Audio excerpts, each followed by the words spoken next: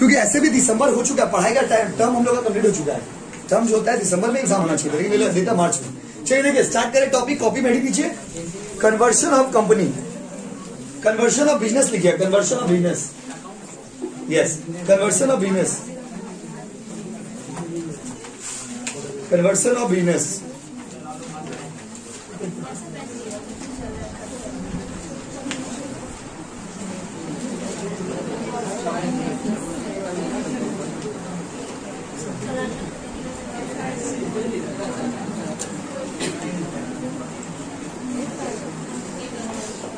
चलिए chapter number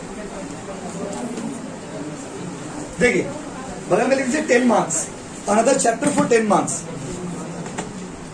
तो देखिए हम लोग एक बार आपको शॉर्ट में बताते हैं सिलेबस में क्या क्या और क्या क्या हम लोग पढ़ चुके हैं। देखिए डिपार्टमेंटल अकाउंट सिलेबस में पहला क्वेश्चन डिपार्टमेंटल या ब्रांच में से कोई रहता है।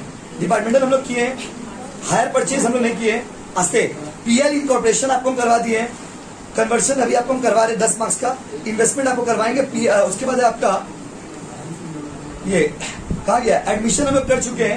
एडमिशन रिटायरमेंट में से कोई एक सम्स रहेगा, या तो एडमिशन रहेगा या तो रिटायरमेंट रहेगा। और अगर ऑनलाइन एग्जाम होता है तो दोनों ऑप्शन में रहेगा। अगर ऑनलाइन एग्जाम होता है तो दोनों ऑप्शन में रहेगा, एडमिशन भी रहेगा, रिटायरमेंट, दोनों में से जो इजी लगेगा वो करेंगे। तो ऑनलाइन एग्जाम होता तो फिर तो कोई बात ही नहीं, क्या करेंगे छोड़ दिए, खाली कॉपी करेंगे अच्छा से बस। उसके बाद देखो, उसके बाद आपका एक तो डिसोल्यूशन है बस। तो अभी आपको हम लोग ये चैप्टर जब हम लोग पढ़ लेंगे उसके बाद हम लोग को पढ़ाना क्या बाकी रह जाएगा, हायर परचेज, इन्वेस्टमेंट और आपका डिसोल्यूशन। बस हायर परचेज, इन्वेस्टमेंट, डिसोल्यूशन ये पढ़ाएंगे, आपका सिलेबस में बढ़ आएगा। तो ये जो चैप्टर है देखिए, एस्टिमेटेड एग्जाम था फरवरी में लेने का बात है, बात समझे ना, लास्ट टाइम का मीटिंग में फरवरी का बात था। अभी अचानक से ऐसे सर्कुलेट कर रहे हो कि एक ही जगह सर्कुलेट हो रहे हैं, एक ही न्यूज में दिया हुआ, सब जगह वही दिया हुआ है। अब वो लोग फाइनल बता देंगे आपको 1-2 दिन के अंदर, वो लोग भी बता देगा, हम लोग भी बता देंगे। देखिए स्टार्ट करते हैं फिलहाल टॉपिक को, बहुत बात नहीं। तो टॉपिक हेडिंग दे दिया ना, कन्वर्शन ऑफ बिजनेस। तो ये कन्वर्शन ऑफ बिजनेस का मतलब क्या होता है, जैसे मान लीजिए हम एक पार्टनरशिप फॉर्म चला रहे थे XYZ, हम एक पार्टनरशिप फॉर्म चला रहे थे। अचानक से क्या हुआ कि पार्टनरशिप फॉर्म को हम कंपनी बनाना चाहते हैं। अचानक से क्या हुआ कि हम पार्टनरशिप फॉर्म को क्या बनाना चाहते हैं, कंपनी। कभी कभी ऐसा होता है ना कि मेरा एक तो पार्टनरशिप फॉर्म है, अब हम उस पार्टनरशिप फॉर्म को क्या बनाना चाहते हैं बाबू, कंपनी। क्या बनाना चाहते बोलिए, कंपनी बनाना चाहते हैं। So you want to convert the partnership form into company. Partnership form को आप किस में बदलना चाहते हैं बताइए, कंपनी। तो पार्टनरशिप फॉर्म को कंपनी में हम लोग बदलना चाहते हैं। इस प्रोसेस को बोलते हैं कन्वर्जन। क्या होता है बाबू, कन्वर्जन। कन्वर्जन मतलब आप बदल रहे हो, आप बदल रहे हो। तो कन्वर्जन मतलब होता है जब आप अपना पार्टनरशिप फॉर्म को कंपनी में बदलते हो, उसको कन्वर्जन बोलते हैं। समझे ना, कन्वर्जन मतलब changing the partnership form into company. तो पार्टनरशिप फॉर्म से जब कंपनी बनेगा तो क्या होगा, पार्टनर एक तो मेरा रनिंग बिजनेस था, पार्टनरशिप बिजनेस से हम कंपनी बदल दी, इसको बोलते हैं कन्वर्जन। यही आपको सीखना है। आपको क्वेश्चन में क्या बोलेगा, आपको क्वेश्चन बोलेगा प्रिपेयर जर्नल एंट्री और बैलेंस शीट। क्वेश्चन का स्टैंडर्ड बता रहे, इसका क्वेश्चन क्या रहता है। इस टॉपिक से क्वेश्चन रहेगा, लास्ट ईयर भी था, कि जर्नल एंट्री बनाइए और बैलेंस शीट बनाइए। ये 2 चीज बनाना आपको इस टॉपिक में सिखाएंगे। एक तो जर्नल एंट्री, बहुत बड़ा नहीं, छोटा चैप्टर है, मतलब मैक्सिमम 3 क्लास में चैप्टर मिल जाएगा। जर्नल एंट्री और क्या बाबू, बैलेंस शीट। जैसे ब्रांच में था ना वैरायटीज ऑफ क्वेश्चंस में, उतना वैरायटीज नहीं। तो यहाँ पर क्या हो गया, एक तो जर्नल एंट्री करना है हम लोग को, तो क्या करना बाबू, बैलेंस शीट। चलिए स्टार्ट करते हैं विचारधारा के साथ। तो लिखिए पॉइंट नंबर 1 लिखिए, पॉइंट नंबर 1 लिखिए, इट इज द प्रोसेस। हम कल से ही क्रैश कोर्स स्टार्ट करने वाले थे, लेकिन लक्षण नहीं लग रहा कि क्रैश कोर्स होगा। देख के वही तो बोले, मतलब क्रैश को मतलब समझे, जो आप लोग में जिनका छूटा हुआ है उन लोग का स्टार्टिंग से कराने वाले थे ITI वो आने तो जाने दीजिए, पहले उसका आने दो, मीटिंग बाद देख लीजिए।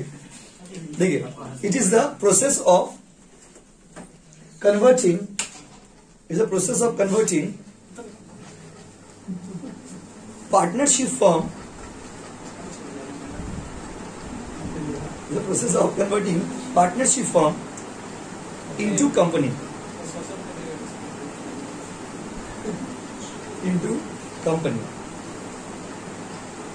समझ गए आप। पॉइंट नंबर 2 लिखिए,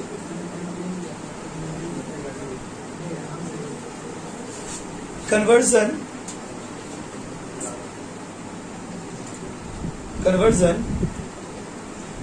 is the voluntary task.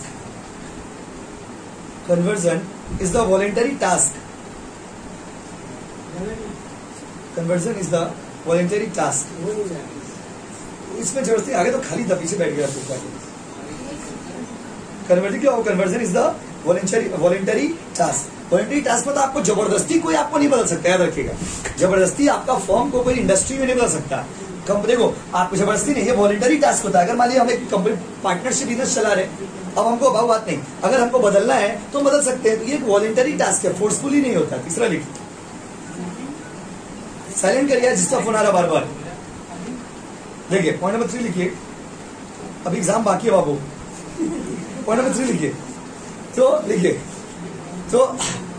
लिखिए अंडर द कन्वर्जन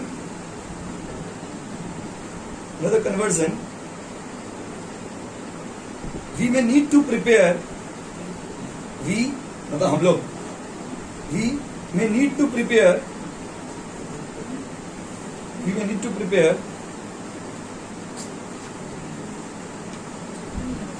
क्या क्या बनाने दे सकता है। देखिए जैसे एग्जांपल देंगे, एक पार्टनरशिप फर्म था एबीसी एंड कंपनी, उसको आप बदल करके बना रहे हो एक्स लिमिटेड। ध्यान से सुनिएगा बाबू, एक पार्टनरशिप फर्म था एबीसी एंड कंपनी, उसको बदल करके आप बना रहे हो एक्स लिमिटेड। तो क्वेश्चन में क्या दे सकता है, क्वेश्चन में दे सकता है आपको, वो ये हो गया ओल्ड फर्म, ये हो गया नया कंपनी, ये क्या हो गया ओल्ड, ये क्या हो गया वो न्यू। तो ओल्ड फर्म का क्या निकालने दे सकता है, ओल्ड फर्म का जर्नल और ओल्ड फर्म का बैलेंस शीट, न्यू फर्म का जर्नल मतलब न्यू कंपनी का जर्नल, न्यू कंपनी का balance sheet. This is not in syllabus. हम लोग का एग्जाम में क्या आता है, हम लोग का एग्जाम में आता है नया कंपनी का जर्नल और नया कंपनी का बैलेंस शीट। जैसे जब हम सम्स बनाएंगे, देखिए क्योंकि ये अगर अपना कंपनी बेच रहा है, ये कंपनी खरीद रहा है, कॉमन सेंस। अगर ये अपना कंपनी बेच रहा है तो ये कंपनी को खरीद रहा है, और अगर ये मान लीजिए खरीद रहा है तो ये क्या कर रहा है, बेच रहा है। अगर आप बेच रहे हो तो हम खरीद रहे, हम खरीद रहे तो आप बेच रहे हो, डबल साइडेड इफेक्ट होता है। तो दोनों के बुक्स में तो वही चीज होगा, इसके बुक में जर्नल, इसके बुक में बैलेंस शीट, इसके बुक में जर्नल और इसके बुक में बैलेंस शीट। आपके एग्जाम में न्यू कंपनी जो है उसका बुक में जर्नल और उसका बुक में बैलेंस शीट आता है। तो अब हम लोग यही सीखेंगे कि नया जो कंपनी है उसका बुक में जर्नल कैसे करेंगे और उसका बुक में बैलेंस शीट कैसे बनाएंगे। तैयार है आप लोग? देखिए पॉइंट नंबर क्या लिख रहे हैं, 3 कंप्लीट का हुआ। Under the conversion we need to prepare journal and balance sheet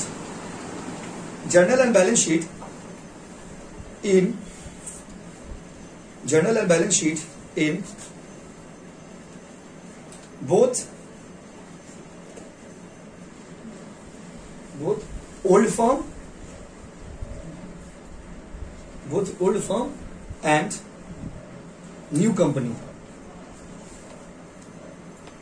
Old firm and new company. However,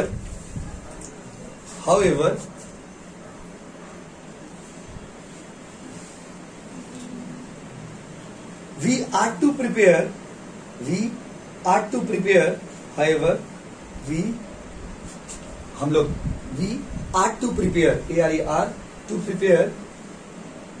however, we are to prepare the journal and balance sheet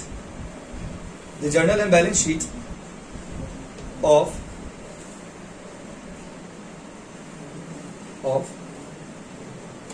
new company. चलिए देखिए बच्चों,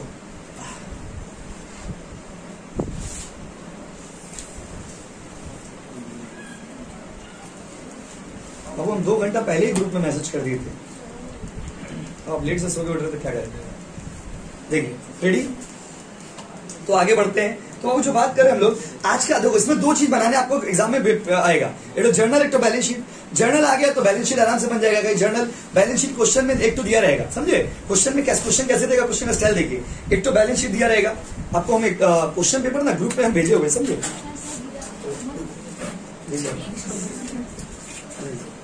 तो क्वेश्चन में ना आपका एक तो जो बैलेंस शीट है, क्वेश्चन ग्रुप में ना क्वेश्चन हम भेजे हुए पहले से ही, क्वेश्चन पेपर भेजे, आप एक बार स्टाइल देखिए क्वेश्चन का, तो आपको आइडिया आएगा कि क्वेश्चन कैसे देने मांग रहा है। हम भेज दे रहे फिर से एक बार।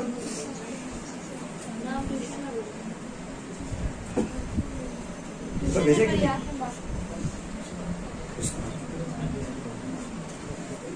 चलिए आइए एक बार क्वेश्चन पेपर देखिए आप, चलिए आइए क्वेश्चन पेपर ग्रुप में भेजने के बाद देखिए क्वेश्चन नंबर 1 क्या है। देखिए अकाउंट्स का पेपर देख लीजिए एक बार, कैसा आएगा देख लीजिए। मिला पेपर, पहला क्वेश्चन देखिए ब्रांच का क्वेश्चन दिया हुआ है, यस और नो। बोलिए पहले सारे बच्चे निकाल लीजिए, 2 मिनट रुक जाते हैं। एक बार पेपर पैटर्न देखिए, उस दिन IFS का पेपर समझाए थे आपको कैसे आएगा, और आज बता रहे हैं अकाउंट्स का पेपर। देखिए देखिए ना बाबू, पहला क्वेश्चन किसका है, ब्रांच बनाए हुए हम लोग। दूसरा क्वेश्चन जो है वो आपका दिया हुआ हायर परचेज का, जो कि बनाएंगे। तीसरा क्वेश्चन जो दिया हुआ है देखिए डिपार्टमेंट का क्वेश्चन है, डिपार्टमेंट ABC। चौथा क्वेश्चन जो दिया हुआ है आपका वो इन्वेस्टमेंट का क्वेश्चन है। अब पांचवा क्वेश्चन जो दिया हुआ प्री इनकॉर्पोरेशन पोस्ट इनकॉर्पोरेशन, दिख रहा, Catlex limited pre incorporation post incorporation पढ़ाए थे, प्रॉफिट बांटने वाला। एक तो थ्योरी रहेगा, समझे ना, कोई भी चैप्टर से एक तो थ्योरी दे देगा वो लोग ऑप्शन में। और 8 नंबर जो देख रहे हैं ना आप, वो इस चैप्टर का क्वेश्चन है। 8 नंबर क्वेश्चन जो देख रहे हैं ना आप, वो इस चैप्टर का क्वेश्चन है। तो बैलेंस शीट दिया हुआ है, ध्यान से सुनिएगा। एक तो बैलेंस शीट दिया हुआ है, आपको बनाना है नया बैलेंस शीट। देखिए ना लिखा हुआ लास्ट में क्वेश्चन में, देखिए calculate purchase consideration and prepare the opening balance sheet in the books of new company.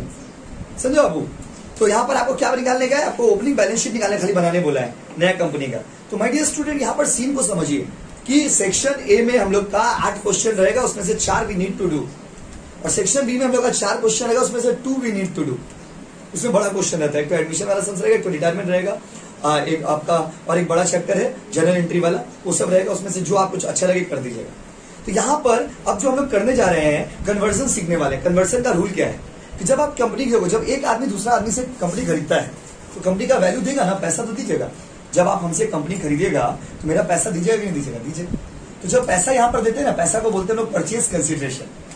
आपका कंपनी हम खरीद ली, तो आपको हम उस कंपनी के बदले 5 लाख रुपया दिए, तो उस 5 लाख को बोलेंगे परचेज कंसिडरेशन। क्या बोलेंगे बच्चों, परचेज कंसिडरेशन। लिखिए point number 4, purchase consideration. Purchase consideration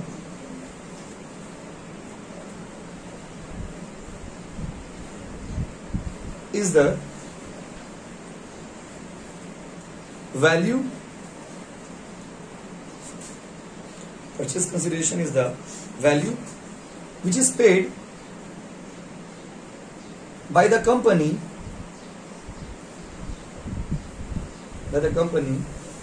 to the firm,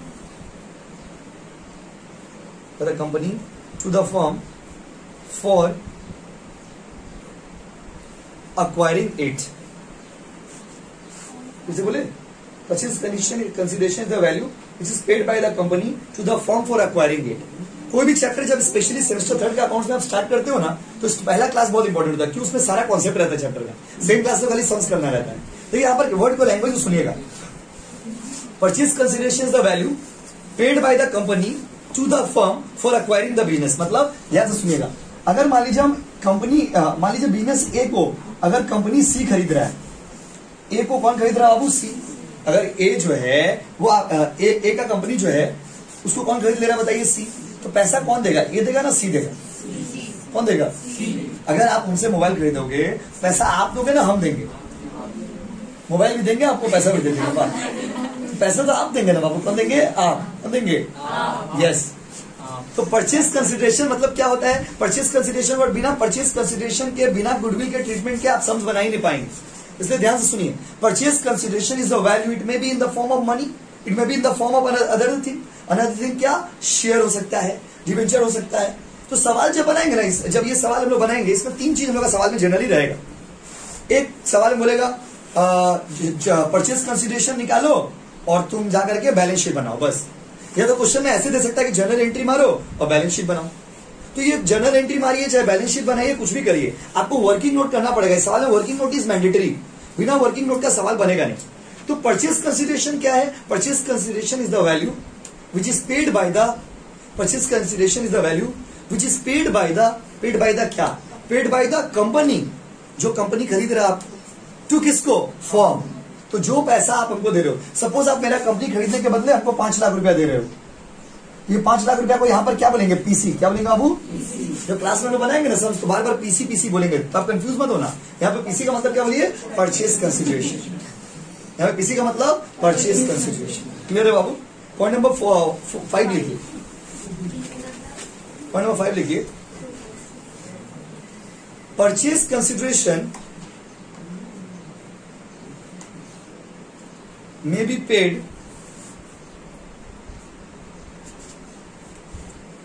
purchase consideration may be paid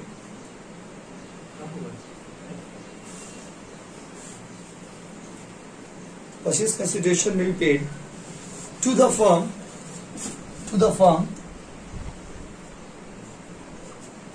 purchase consideration may be paid to the firm in the form of equity share, in the form of preference, जैसे हम board में लिख रहे हैं वैसे ही लिखिएगा, in the form of equity share, in the form of preference share, in the form of debenture, in the form of cash, in the form of cash.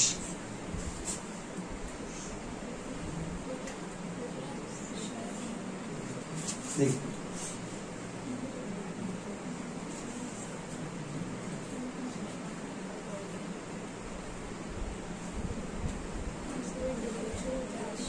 हो गया बाबू।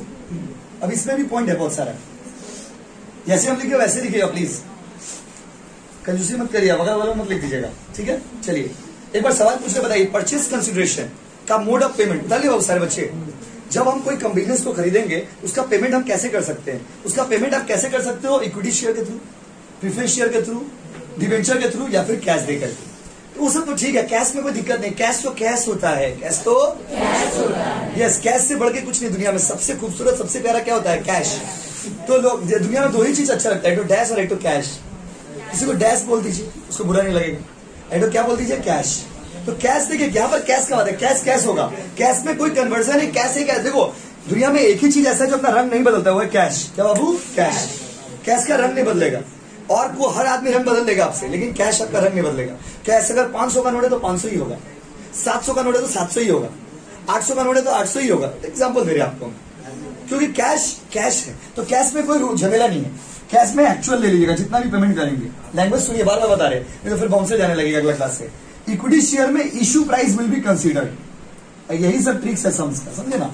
Issue price, sir issue price क्या होता है? मान लीजिए share का दाम है 10 रुपया, हम बेच रहे 12 रुपया में, तो हम लोग जो लेंगे इस कैलकुलेशन के पर्पस के लिए 10 रुपया लेंगे ना 12 रुपया लेंगे? नहीं, 10 रुपया फेस वैल्यू हो गया। 10 रुपया का शेयर है, 12 रुपया में बेच रही है, मार्केट का दाम 25 रुपया है, हम आपको 28 रुपया में बेच रहे हैं, तो इसका फेस वैल्यू कितना हो गया 25, और इशू वैल्यू कितना हो गया 28।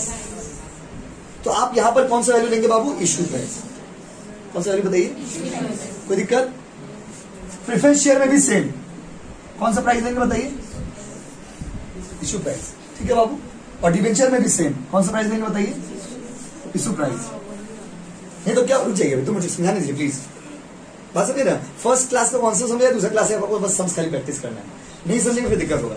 पहले बताइए, एक ओल्ड फॉर्म को हम लोग खरीदेंगे, कंपनी खरीद रहा है, तो इसको बोलते हैं कन्वर्जन। क्या होता है बाबू, कन्वर्जन। ये वॉलेंटरी होता है, जबरदस्ती आप किसी को कन्वर्ट नहीं कर सकते अपना इच्छा से। अगर आप कन्वर्ट किए हो तो उसको पैसा दोगे ना। अगर कोई कंपनी को हम खरीद ले रहे हैं, समझिए, अच्छा ये यहाँ पे तो ये सेम 5 में जब आप अकाउंट्स करेंगे वहां पे आएगा अमलगमेशन। अमलगमेशन होता है कंपनी कंपनी में समा गया, मतलब एक तो कंपनी दूसरा कंपनी से मिल गया। जैसे आपका वोडाफोन और आइडिया, तो वोडाफोन और आइडिया वीआई बन गया है, ये हो गया अमलगमेशन, दोनों समा गया, एक तो नया कंपनी बन गया वीआई, वो अमलगमेशन होता है। आपका सिलेबस में अमलगमेशन नहीं, आपका सिलेबस में कन्वर्जन है। एक तो छोटा सा बिजनेस था पार्टनरशिप, उसको बदल के हम क्या बना दिए, कंपनी बना दिए। तो जिसको हम बदलेंगे, अगर आपका छोटा सा दुकान को हम खरीदेंगे तो आपको पैसा देंगे ना, जो पैसा हम लोग देते हैं उसको बोलते हैं परचेज कंसिडरेशन। क्या होता है आपको, परचेज कंसिडरेशन। और परचेज कंसिडरेशन में क्या क्या चीज हो सकता है, it may be in the share, it may be preference share, it may be debenture, और इट मे बी क्या बाबू, कैश। अच्छा इक्विटी शेयर तो ठीक है, पर उसका कौन सा वैल्यू, फेस वैल्यू या इशू प्राइस? जैसे हम पूछते हैं शेयर का दाम था 10 रुपया, हम आपको 12 रुपया करके दे रहे, हम 10 लेंगे ना 12 लेंगे? Very good. उसके बाद मान लीजिए प्रेफरेंस शेयर 5 रुपया का था, हम 7 रुपया ले रहे, 5 लेंगे 7। और अगर मान लीजिए डिबेंचर 100 रुपया का था, हम 150 दे रहे, कितना लेंगे? लॉजिक क्लियर है? चलिए इसको उतार लीजिए, उतार लिए ना, उतार लीजिए आप प्लीज, उतारिए।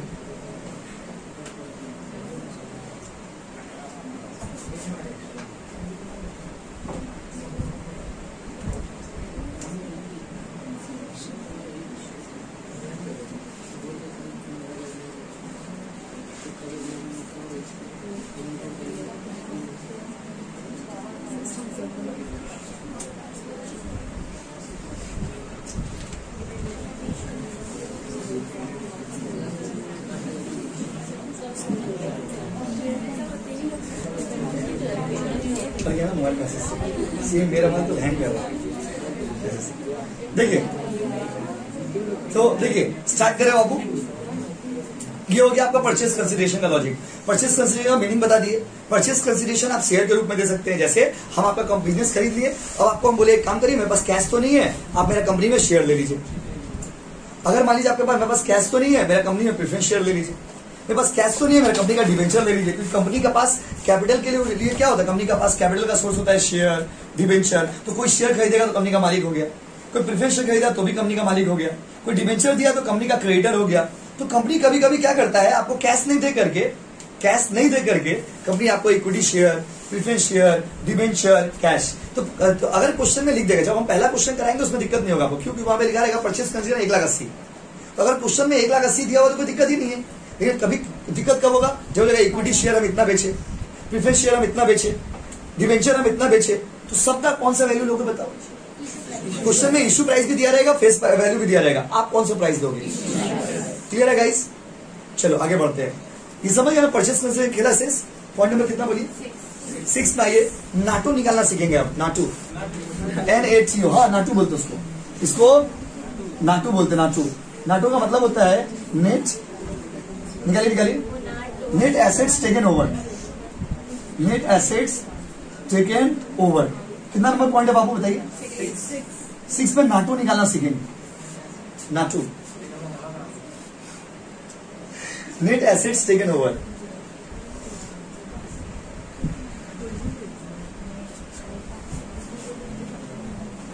देखिए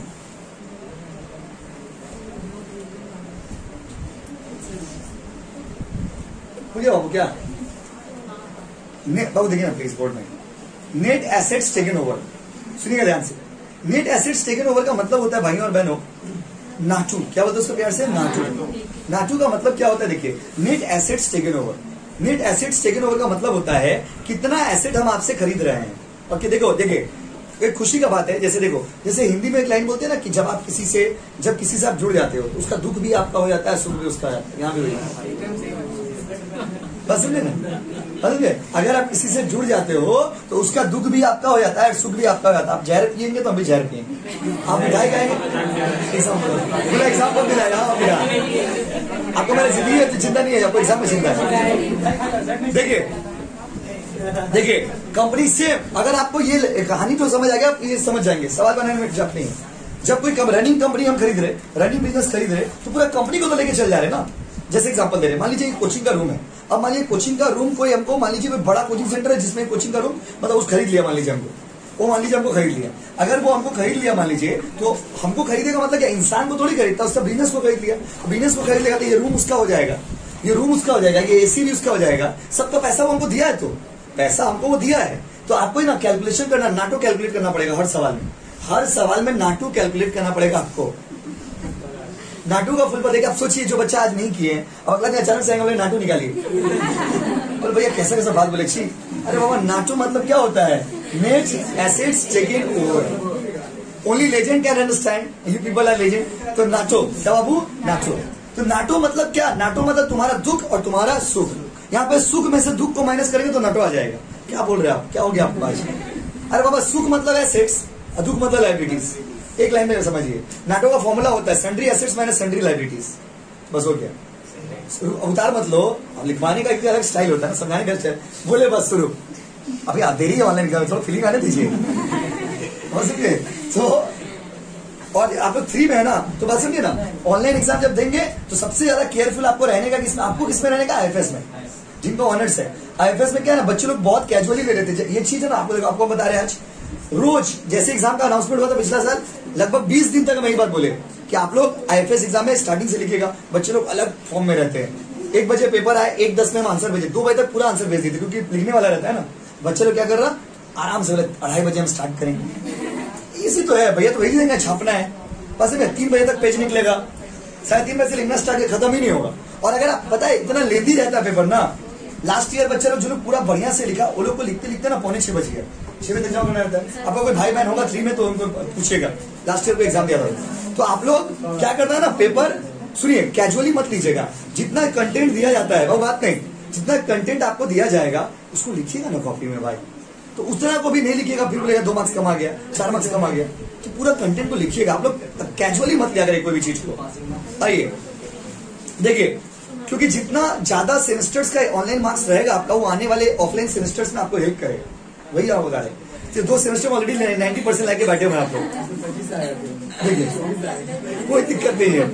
आइए, अच्छा तो नाटो का फॉर्मूला समझ गए ना? फॉर्मूला अभी लिखवाया नहीं, याद हो गया। नाटो का फॉर्मूला सुख माइनस दुख। सुख मतलब एसेट्स, दुख मतलब देखिए assets everybody wants to check, but अगर आप मेरा एसेट्स खरीद रहे हो तो मेरा लाइबिलिटीज भी आपको लेना होगा। जैसे आपको मेरे एग्जांपल देते हैं, मान लीजिए, देखिए एग्जांपल देखो, जैसे मान लीजिए उत्तम जो है वो आलिया क्या नाम इसका, रिया से शादी कर लिया, रिया चक्रवर्ती से शादी कर लिया, समझे? रिया मतलब देखिए उत्तम जो है एग्जांपल दे रहे, रिया चक्रवर्ती से शादी कर लिया, वो बात नहीं, रिया चक्रवर्ती से शादी कर लिया। अभी क्या है ना, देखो जब शादी कर लिया उससे, तो उसमें क्या होता है कि उसका जो प्रॉपर्टीज है, उसका जो बैंक बैलेंस है, वो तो आपके पास आएगा ही, उसके साथ साथ उसका जो बैड रेपुटेशन है वो भी आपके साथ जुड़ जाएगा। समझ रहे ना? तो जब आप किसी को, कोई भी बिजनेस को जब हायर करते हो, कोई भी पर्सन से आप जुड़ते हो, तो क्या होता है ना, इसीलिए दोस्त भी इंसान को अच्छा बनाना चाहिए, क्योंकि अगर आप खराब व्यक्ति से दोस्ती कर लेंगे तो उसका अच्छा चीज तो आपके साथ जुड़ेगा ही, उसका पॉजिटिव रेपुटेशन आपके साथ जुड़ेगा ही, उसका नेगेटिव रेपुटेशन भी आपके साथ ही जुड़ेगा, याद रखिएगा। और यही चीज आपको नाटो सिखाता है। नाटो आपको ये सिखाता है कि when you buy the assets at the same time you have to buy the liabilities also. अगर आप एसेट्स ले तो लायबिलिटी नहीं लेंगे। अच्छा, मतलब जैसे घर में आप आए, एग्जांपल दे रहे, मेरा कोचिंग कोई खरीदा, तो कोचिंग में जो एसी है, बेंच है, टूल है, ये उसको मिला, तो अगर मान लीजिए दीवार धंसा हुआ है वो भी तो उसी को ठीक कराना पड़ेगा, यस और नो? अगर मान लीजिए टूल टूटा हुआ तो भी तो उसको ठीक कराना पड़ेगा। When you buy the business का रूल समझिए, बिजनेस जब आप खरीदते हो ना, तो आपको एसेट भी खरीदना पड़ता है और लायबिलिटीज भी खरीदना पड़ता है। तो इसका कैलकुलेशन अभी आपको हम सिखाएंगे। तो फॉर्मूला इसका क्या है, लिखिए, कैलकुलेशन ऑफ नाटो। रेडिंग लिख के बैठे क्या? लिखिए, बोले नाटो निकालना सीखेंगे। तो नाटो का फॉर्मूला देखिए, सन्ड्री एसेट्स, वो बात मत करिए ना यार, less sundry liabilities,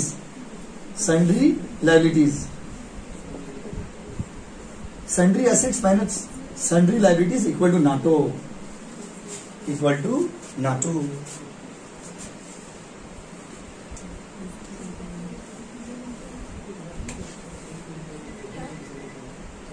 sundry assets minus sundry liabilities equal to NATO.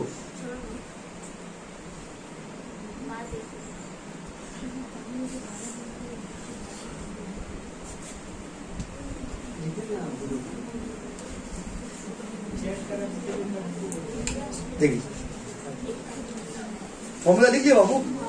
तो formula, in every question of conversion you have to calculate NATO और परचेज कंसिडरेशन के बिना सम्स बनेगा ही नहीं। एंट्री तो सेकेंडरी एंट्री तो सब में सेम ही होगा।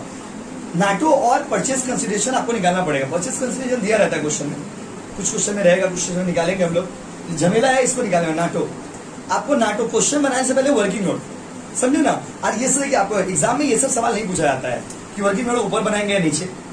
ये सब साथ बच्चे पूछते भैया एक डाउट है, पूछो, क्या डाउट है पूछो, तो भैया वर्किंग नोट ऊपर लिखेंगे नीचे, तो तुम छोड़ दो एग्जाम में। सबसे अच्छा तो अगला सेट है ना, आप लोग तो छोटे हो, सेकंड ईयर का एग्जाम हो रहा था, एक तो टैक्स का क्वेश्चन दिया था कि जीएमबी हाउस प्रॉपर्टी आप लोग भी पढ़े होंगे, और फेयर रेट दोनों में से जो हायर होगा, समझे ना, हायर। तो जीएमबी था 20,000 और फेयर रेट था 30,000। छोटा फोन पे फोन करा बार बार, एग्जाम तो दोनों मोबाइल बिजी रहता है ना, फोन पे फोन करा, रिस्टार्ट दे रहे 2 बार 3 बार, केवल भैया अर्जुन ने प्लीज पिक द फोन, हमने कुछ गलती हो गया होगा, हो सकता है, हो जाता है कभी कभी।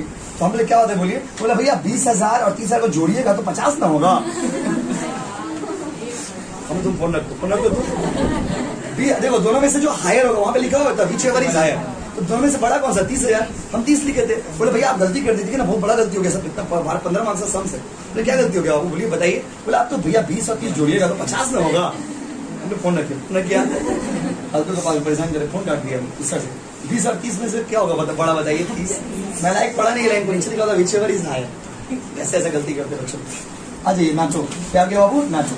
उसके नीचे लिखिए, नाटो के नीचे लिखिए, sundry assets does not include, sundry assets does not include, उसके नीचे लिखिए, मेरा नोट्स प्रिपेयर कर रहे हैं। sundry assets does not include goodwill, sundry assets does not include goodwill, comma preliminary expenses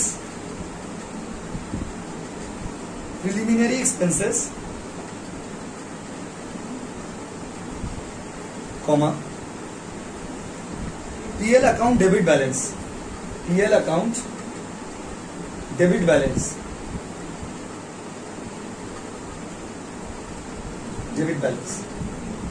तो बताइए सेंड्री एसेट्स में, जब सेंड्री एसेट मतलब सारा एसेट लेंगे ना, तो क्या याद रखिएगा क्या क्या एसेट नहीं लेंगे उसमें। अगर सेंड्री एसेट में गुडविल रहे तो मत लेना।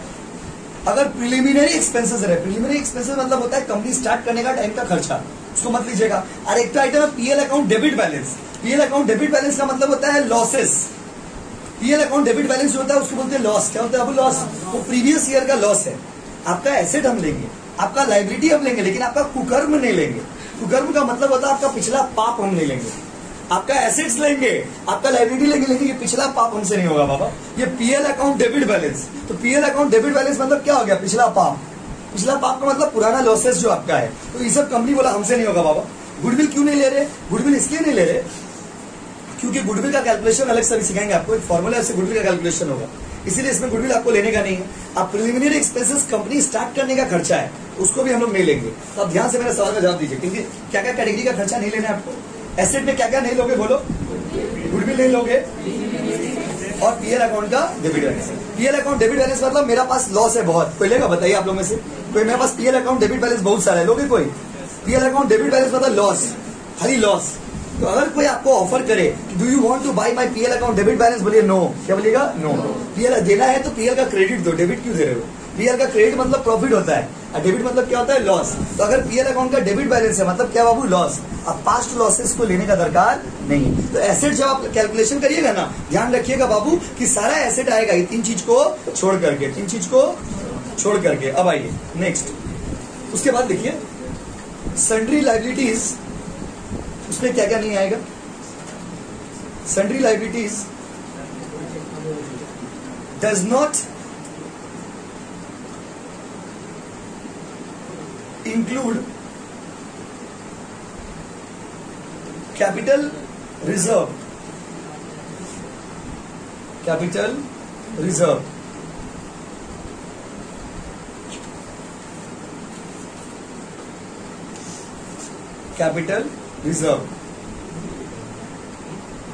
हो गया समझे? तो आपका देखो जब आप नाटो निकालने जाइएगा ना, तो नाटो निकालने में कुछ बात को याद रखिएगा। पहला बात कि नाटो का फॉर्मूला होता है एसेट्स माइनस लायबिलिटीज। आपका एसेट्स हम लेंगे, आपका लायबिलिटीज हम लेंगे, लेकिन कौन सा? फिक्स एसेट हो गया, फिक्स लायबिलिटी हो गया। अब जैसे लिक्विड एसेट चला गया कैश, आपका हाथ में कैसे कैश छीन लेंगे, माया लगता है ना। तो कितना अच्छा लॉ बनाया गया, देखिए लॉ में भी बोला गया कि नहीं लिक्विड कैश को लेना दरकार नहीं। आप जब लेंगे सन्ड्री एसेट्स लेंगे, सन्ड्री मतलब मोटा मोटी जो एसेट है वो लेंगे। और क्वेश्चन जब देगा ना आपको, तो क्वेश्चन में मेंशन कर देगा company agrees to take over. Company वाला लोग चला के बोला पहले एग्रीमेंट करिए, पर सारा एसेट देख लेता है। और क्वेश्चन में बोल देगा company agrees to buy fix asset, company agrees to buy motor car, company agrees to buy AC air condition. तो क्वेश्चन में बोल देगा आपको कि कौन कौन सा एसेट लेना है, कौन सा एसेट आपको नहीं लेना। और अगर क्वेश्चन अच्छा, पर सवाल है लेंगे तो कौन सा वैल्यू पे लेंगे? बैलेंस शीट में जो वैल्यू दिया रहेगा उस पे लेंगे, या फिर नीचे में जो वैल्यू कुछ दिया रहेगा एडजस्टमेंट में वो लेंगे? ये एक सवाल आता है। तो लिखिए for the purpose of NATO,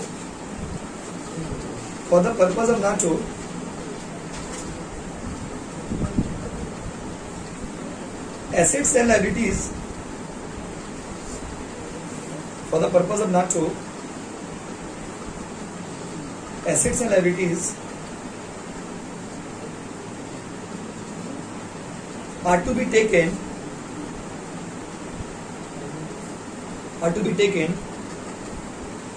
at agreed value,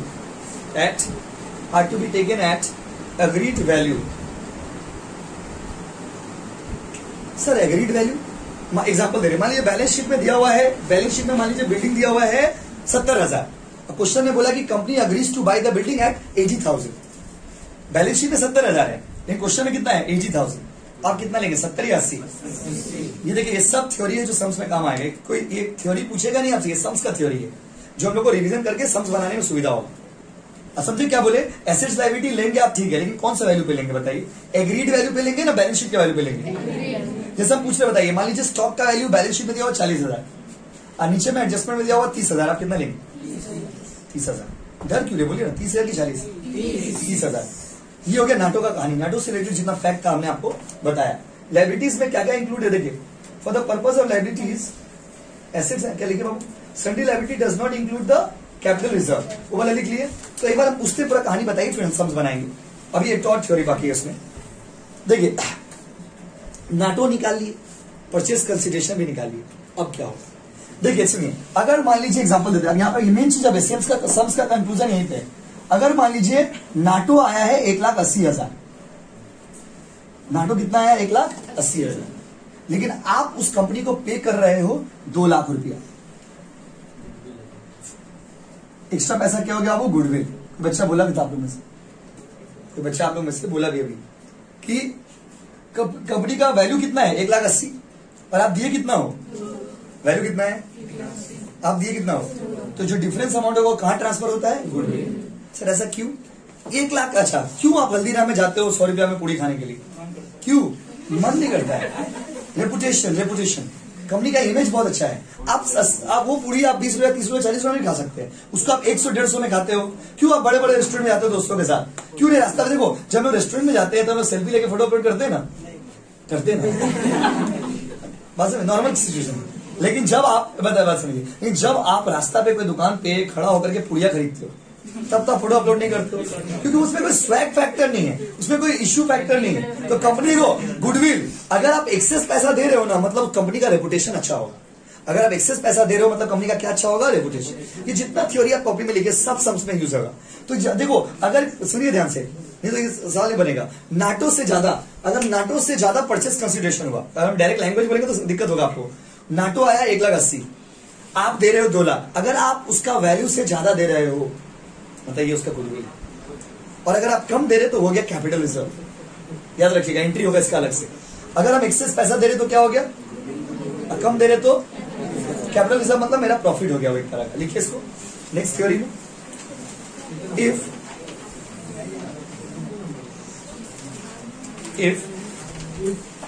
purchase consideration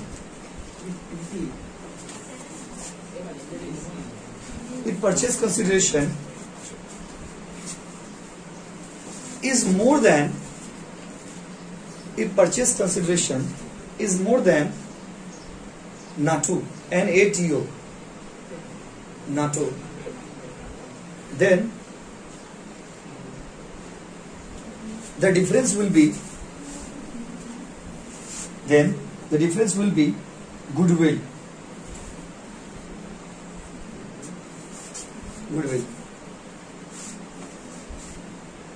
फिर से बोले, विल बी गुडविल। अगर आपका परचेज कंसिडरेशन ज्यादा है नाटो से तो डिफरेंस अमाउंट को क्या बोलिएगा? गुडविल।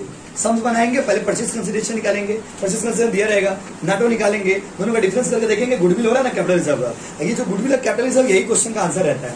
एंट्री में कोई झमेला नहीं है, जो झमेला है वर्किंग नोट में है, यही से वर्किंग नोट का पार्ट लिखवा रहे हैं आप। और उसके बाद आइए point number next, if purchase consideration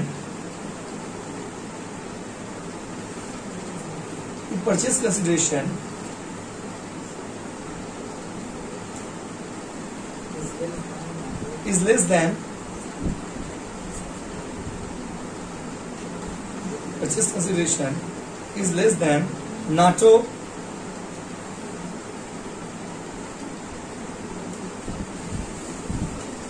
then the difference will be capital reserve.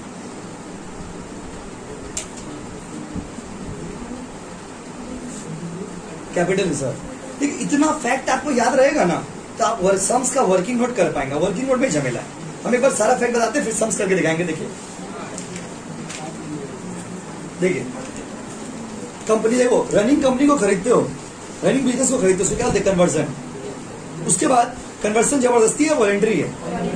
तीसरा बात लिखवाया कि हम लोग को नया कंपनी का जर्नल, नया कंपनी का बैलेंस शीट बनाना सीखना है। उसके बाद जो पैसा हम देंगे आपके कंपनी खरीदने के बदले उसको बोलते हैं पीसी, परचेज कंसिडरेशन। उसके बाद हमने आपको बताया परचेज कंसिडर इक्विटी शेयर हो सकता है, प्रेफरेंस शेयर हो सकता है, डिवेंचर हो सकता है, कैश हो सकता है। और हमेशा इक्विटी शेयर का कौन सा वैल्यू लेंगे, फेस या इश्यू प्राइस? बहुत बढ़िया यार। और उसके बाद नाटो निकालना सिखाएंगे। नाटो का formula assets minus liabilities. Assets में कुछ आइटम को नहीं लेंगे, जैसे कि आपका प्रिलिमिनरी एक्सपेंसेस, जैसे कि आपका गुडविल, जैसे कि आपका वो PL account debit balance. Liabilities में रिजर्व वाला आइटम को नहीं लेंगे, जो आउटसाइड लायबिलिटी होता है उसी को लेते हैं हम लोग।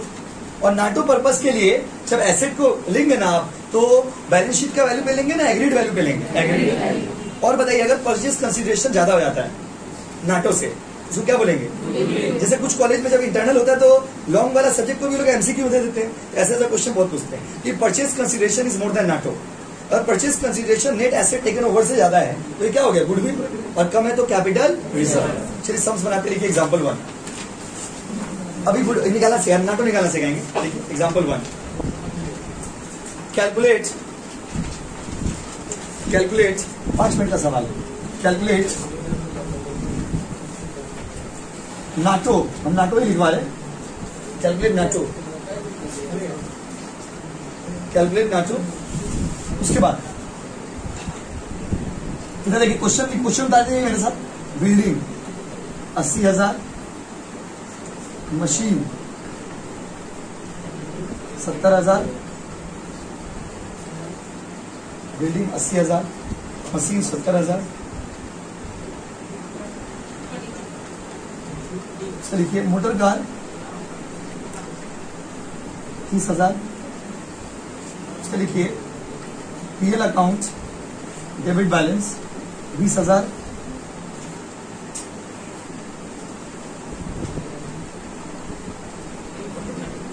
क्रेडिटर्स 3,000।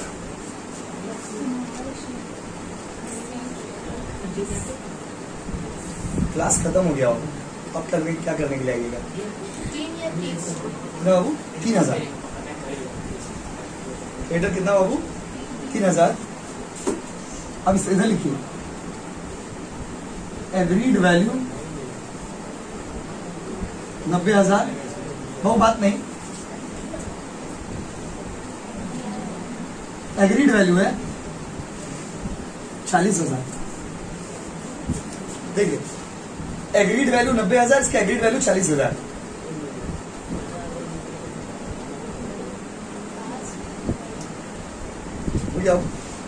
अब देखिए जैसे छोटा सा समझाने के लिए लिख रहे हैं, मेन सम ऐसे इतना छोटा नहीं आएगा, समझे? मेन सम अगला दिन से करेंगे, अभी समझाने के लिए लिख रहे हैं आप। हो गया आपको? हो गया ना? अच्छा, उसके नीचे लिख देते हैं परचेज कंसिडरेशन